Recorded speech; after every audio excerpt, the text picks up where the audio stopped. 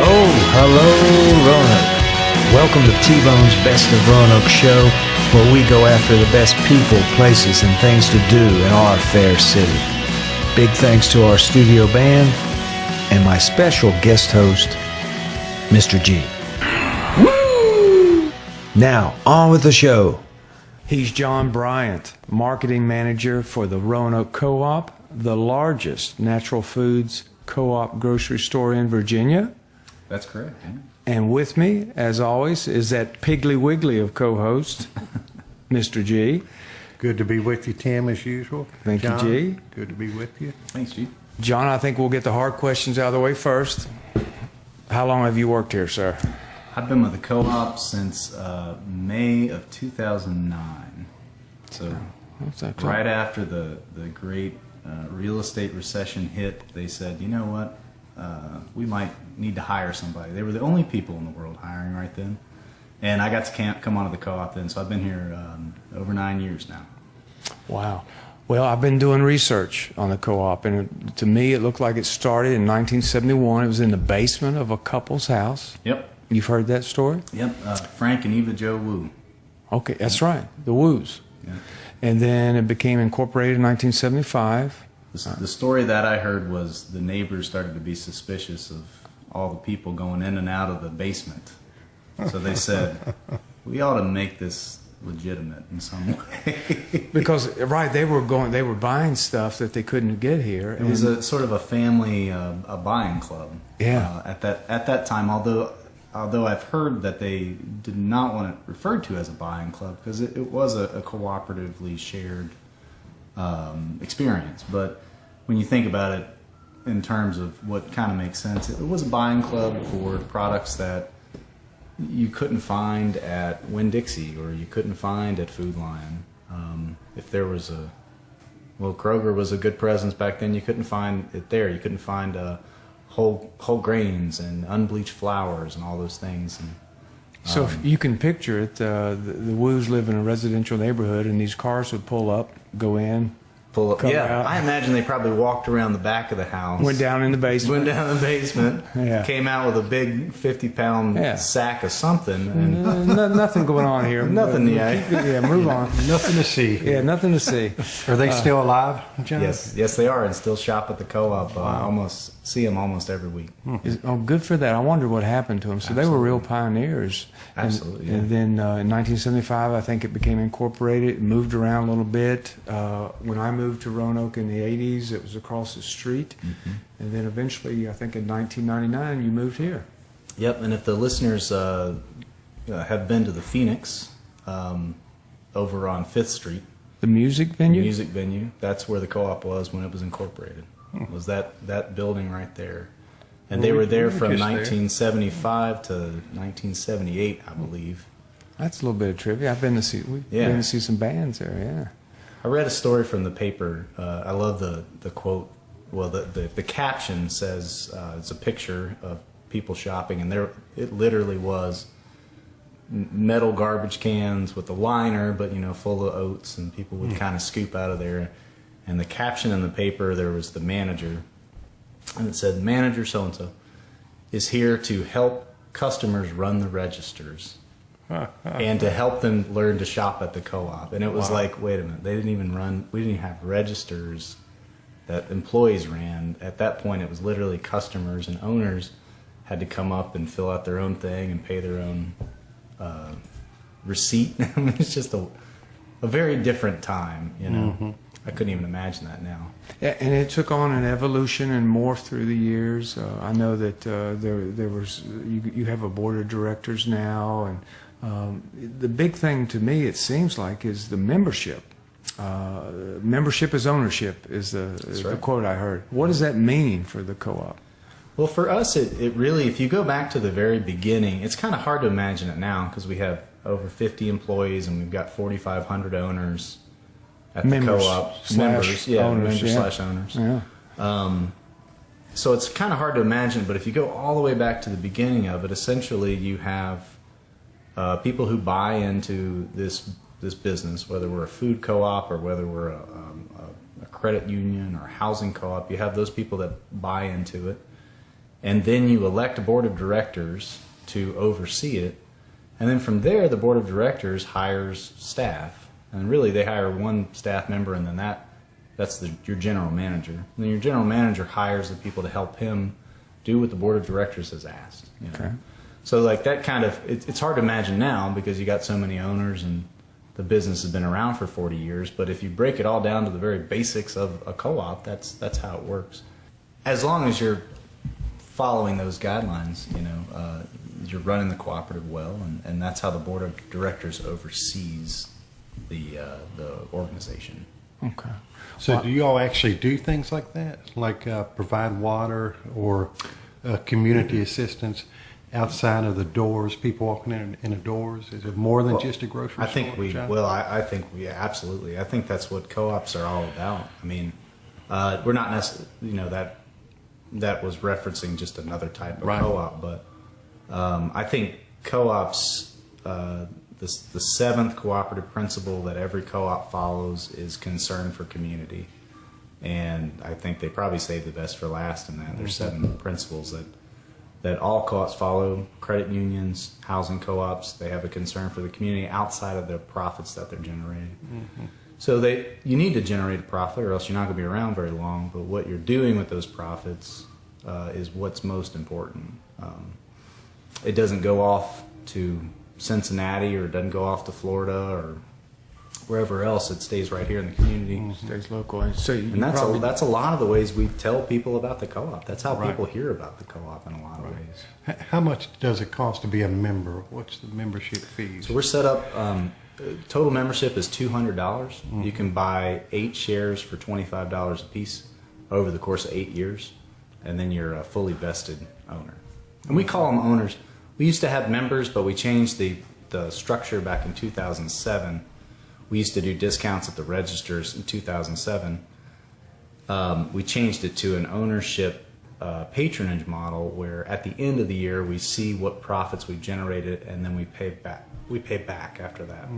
Gotcha. It makes a lot of sense because before you were giving all your money away before you knew what you made. Yeah, it's a good point. Now at the end of the year we can look at it and say, okay, we had to fix a cooler, so we had a little bit less. It's a great point.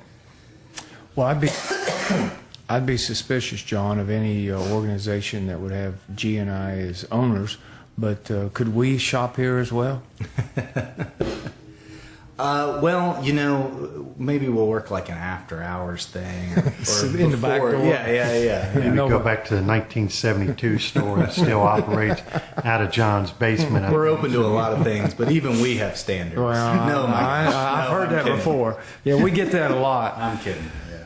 So you're more than welcome. You're more than welcome anytime. So let me ask you this. So the competition is fierce now. You have, all kinds of stores. Your mainstream stores now have organic foods, which will rival a lot of co-ops. So what sets the co-op apart? Is there any brands, manufacturers that are co-op loyal that will not go into big box stores? I think speaking specifically on brands, there's certain brands that just aren't big enough to be in a big box store, and that's distribution, and that's whether that big store is willing to deal with the different ways of invoicing that a smaller brand may do, or the different terms that are required. I don't know what the big grocery stores at Towers terms are, but they probably set when they're going to pay for those groceries. They probably tell you, and we work a little differently. Yeah. But we even with local vendors have terms because that's kind of how things operate. But I think local vendors is probably where you see the biggest difference where we are now, and a lot of that is not. You just have to do things differently when you're working with a local farmer. You gotta handle invoices in a different way, and a big store just doesn't want to do that. And sometimes you got to write a check that day, and big stores don't want to do that either. And but we believe that that's important so that you can get those products on the shelves. Yeah. Well, give me an example of local vendors, who they might be. Yeah, well, I'm drinking some right here. Red Rooster Coffee out of Floyd. We sell a lot of their stuff. my goodness, I mean, if we had to go through all of them, I How think the about your best. baked goods, John? Not to cut you Yeah, short, baked goods. I was Our looking at deli those. makes the majority of that, but we do use bread craft. Yeah, I thought so. They come in. Nice. We just got a new one. Big Indian Farms is doing a bread that actually was their first delivery was today. Big Indian Farms. Big Indian. Where are they Farm. from? They are out of Floyd, Yeah. and I do believe they do some cooking locally, but I'm not fully up to speed on all that one. Yeah. But they do some baking right here in the area. But just I mean, more local products than I can think of right now. But as far as coffees, we've got 2 roosters. We also carry their kettle corn. We have dozens and dozens of local farms that sell in produce. Our wellness section has Mule Hell and soaps, and they do soaps and bath salts and those kind of things. We do lots of soaps from this area. We have a lot of baked goods, that are made locally. Our beer and wine section's pretty well stocked out with local brewers. And What? yeah. Yeah, you We noticed do that, Tim. That's where I found you when I walked in today. Did you pay for that? I will eventually. One thing I like to tell, and people that are vegan listening to this podcast, just turn your ears off or just turn it down for a second. But when we buy a cow, when we buy ground beef and steak cuts here, we buy the whole cow. The whole We enchilada. buy the whole cow. So you go back, you buy polyface beef, ground beef, and cuts. That's from one cow up in Swoop, Virginia, and that's how that's coming to us. You buy a tube of meat somewhere else, and, Yeah. I mean, it's just You don't it's know where it's hundreds of come cows, if not more than cow, and Yeah. and that's a really weird. Vegans can turn the radio back up, but that's a really weird way of thinking about it. But that's how it should be done. That's how we believe it should be Yeah, done. I agree. And locally, I mean, and you don't think about that, and you shouldn't be thinking about that when you're having a burger. But if that's a food system, and I think above all else, the co-op's really concern for community for us for sure. And a big piece of that is keeping that food system pure and clean and healthy for everybody who shops here, whether they're a co-op owner or not, because you don't have to be an owner to shop at the co-op. Do you ever turn a vendor away, a local vendor? We do require that they carry insurance. So sometimes that's if you're brand new at it, that's an expense that's got to be part of the business. But if someone were to have your product and have an issue with it, it would come back on you. And you also, if you're making products outside, it has to come from a certified kitchen. So you have to show that is happening. But fortunately, especially now, we have Leap's Kitchen on Patterson, and that's a certified kitchen that people can, rather than have the expense of doing it at home or renting their own kitchen, which could be hundreds and hundreds of dollars a month, they can rent just a few hours if they want, or however much time they want to do, from Leap, who does the farmers markets here in the area. And that kitchen is certified, and we're actually carrying a couple of products now from what those guys are doing. It's interesting. great I've stuff. never heard of that. It's a I've great never heard of idea. that. Yeah. Yeah, check it. Well, that may be a good story for the station Exactly. sometime. Yeah, it'd be a good interview too. Well, now the co-op expanded in 2013. You opened up a location downtown on the market. Yeah. Now, tell me a little bit why you did that, and what are some of the best sellers down there? What's your market like down there? So Roanoke Co+Op downtown. That's we're right there at the old Thomas's Market, which is right on the heart of the historic market. Great location. Right on Market Street. Best sellers there are lunch items, drinks, sandwiches, but it is a full grocery store down there. So we even have folks who live downtown and do their shopping exclusively from the co-op, and it's 800 square feet. I mean, it's about 2 of the rooms we're sitting in right now. Right, but it's got a And- lot of stuff in it. There's an awful lot of stuff, an awful lot of product there. I think above all else, the downtown store provides a service that downtown did not have, which was a grocery store. And since you have a successful store here in Grandin, we were able to venture out and say, all right, we're going to try and provide, groceries to what would probably be considered a food desert. I mean, really, there's a ton of food around there. There's a ton of restaurants, but if you're actually looking for a grocery store, there's not one. We're only 2.5 miles away, and that's pretty far away from where they're at. Yeah, I think it was great that you had the name recognition going into downtown. I know there's been a couple that tried it just didn't work. But Well, and grocery is. I didn't come into the co-op knowing grocery, but I've certainly learned it is a numbers game, and it's all about quantity. I don't want to say that. I mean, we're about quality for sure, but it's about the number of things that you sell. If you go through our wellness department, you might find some products that are in the high 60s or 70s, supplements, things like that. Most of the things we're selling are 99 cents, $2. And we bought them for just a shade under that. So you're only making a small percentage off each sale. So the trick, and I admire anybody for having started a grocery store, but you kind of got to be a little crazy to do it because I agree. You got to kind of be that group of that motley crew from the 70s saying we're going to do this crazy thing, because you got to sell an awful lot of 99-cent things to make it all work. You got to sell a lot of gallons of milk to at the end of the month make this thing make sense. And you're looking for, if you've had a great year, you're looking to have profited 2 pennies out of every dollar at the end of it all. And that would be phenomenal. It'd be a great year, especially now, with all that competition. A couple pennies out of everything would be great.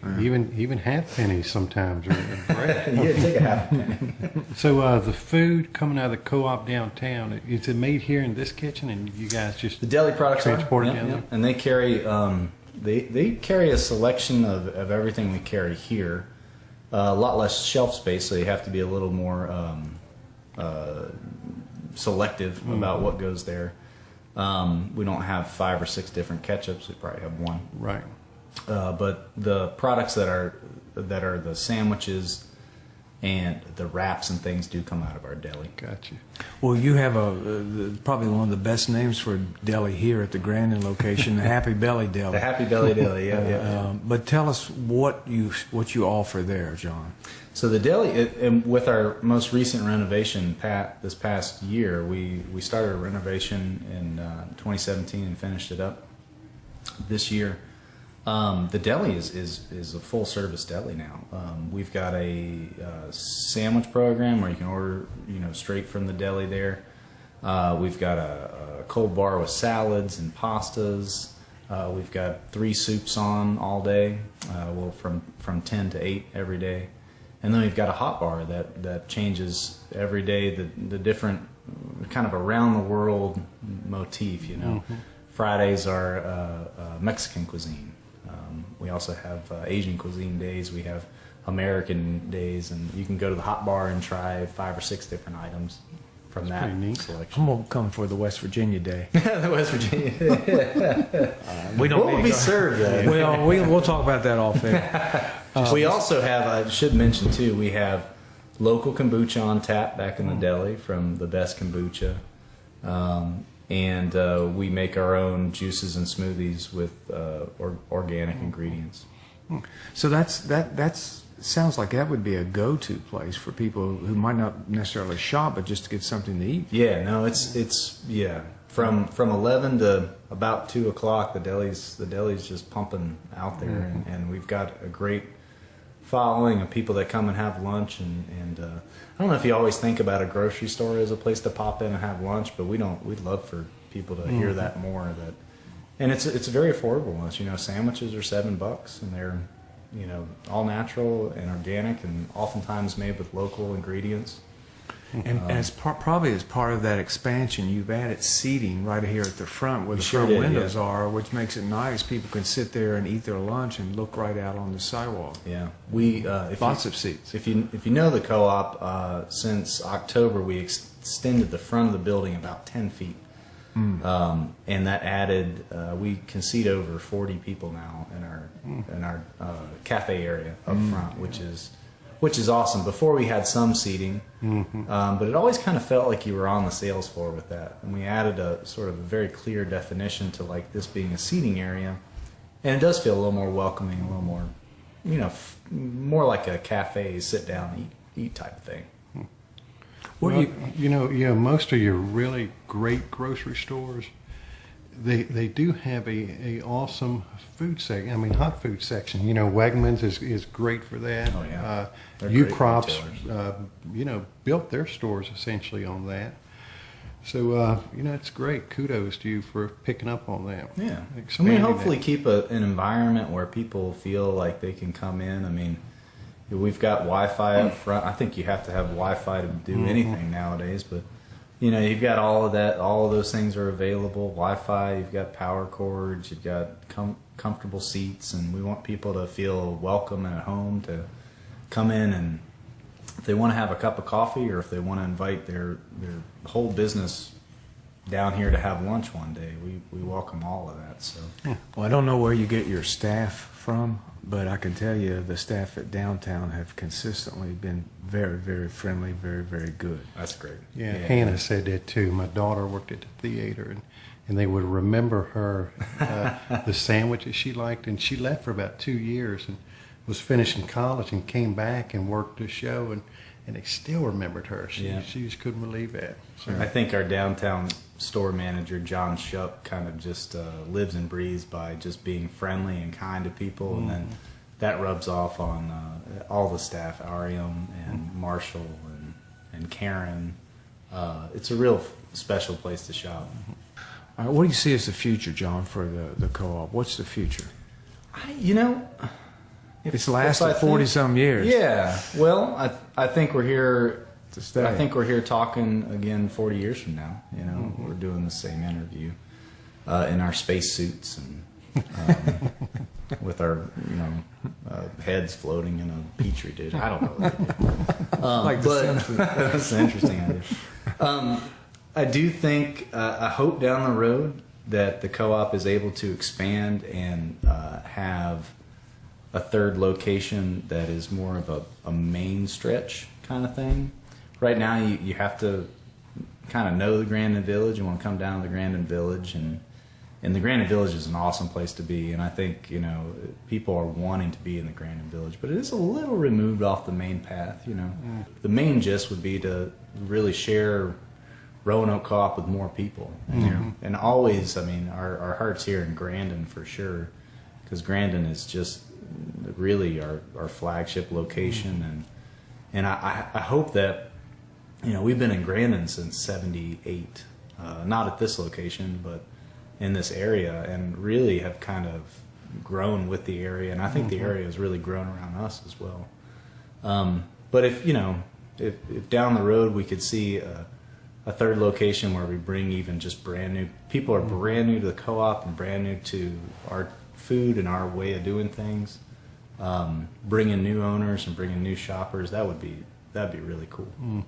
I agree. Is it still illegal to sell raw milk in Virginia? I do believe so. Yeah, we certainly don't. And Do you have a hankering for that, John? Well, I think it's popular out west, and there's a lot of benefits to that. And I think you can get it in Floyd, though. I think there's ways to do it. Exactly. We were talking about the whole cow. I think the one way to do it is to have a cow share, where you are, and I don't know if this is in the state of Virginia, but you along with several of your friends own a cow together, and then you can do whatever you want with the milk. Makes sense. Yep, and I think that's one way of doing it. But yeah, at the co-op, everything runs through the processes that the health codes require, and we've got Homestead, we've got Mayola. Those are two local milks, but we also have Organic Valley, which produces all over the country and follows every organic standard to a T. They're a great company. So is there anything on the shelf that does contain colorants or anything, or are you guys Nothing. strict? So you are Nothing. very Whoa. strict on that. Wow. The only time I remember in my 9 years was we had a wine that had some sort of, or it was some sort of dessert wine, and it was a chocolate, and it was on the shelf for a day, until someone noticed that it somewhere in there mentioned some artificial colorant. Yeah. Busted. It was like, gotta get that thing out of here. Yeah, that's one of the things we really pride ourselves on. Yeah. People ask all the time, is everything organic? Nope, not everything's organic. A lot of local things are not organic. Right. You have to pay for the USDA's organic licensing fees, and you have to pay for all that processing to do it. It's a That's lot an of work. expensive process and a lot of work. So a lot of local farmers are not organic, but that doesn't mean that they're not doing it by Yeah, it's clean, organic but it's just standards. not organic. Yep. But yeah. But yeah, not everything's local, not everything's organic, but it's if nothing else natural, and there are no artificial colorants or preservatives or ingredients at all. Yeah, good to know.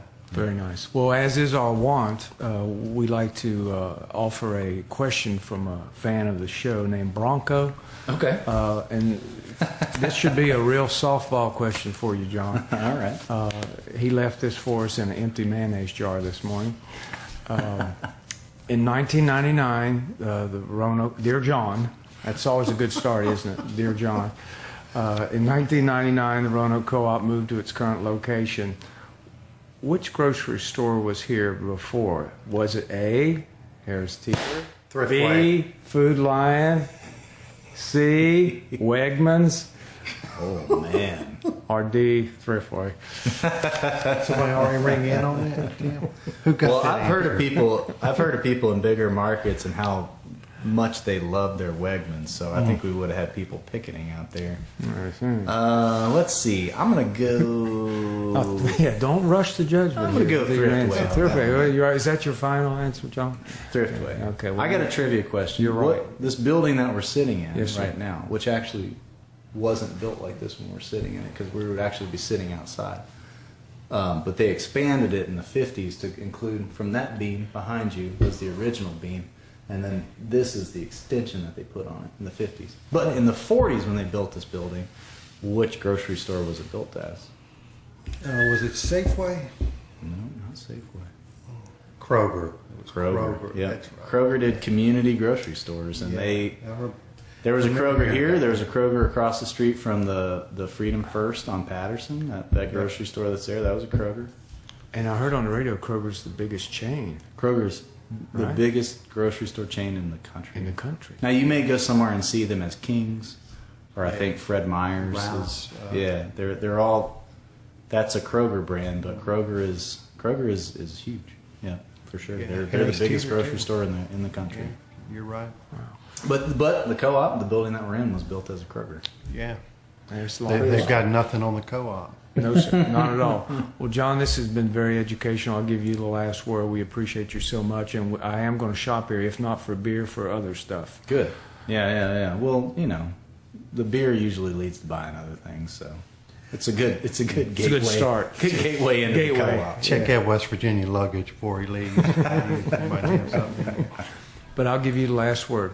Well, I just appreciate you guys, and I love the station. I've been tuning in. It's awesome to hear. It's awesome to see a community radio station. I think of it a lot like the co-op. And I know that there are folks involved in the co-op that are highly involved in the radio station, and I wouldn't want it any other way. I think it's great that we have something like this here in the area, and I'm just pleased that the co-op can be a part of it, and I hope you guys keep on doing interviews, and I look forward to hearing this one and many, many more. Yeah. Thank you for your time. Nice job. You got it, John. Thanks, man. Thanks, Tim. Appreciate it. Yeah, good G? job. All right.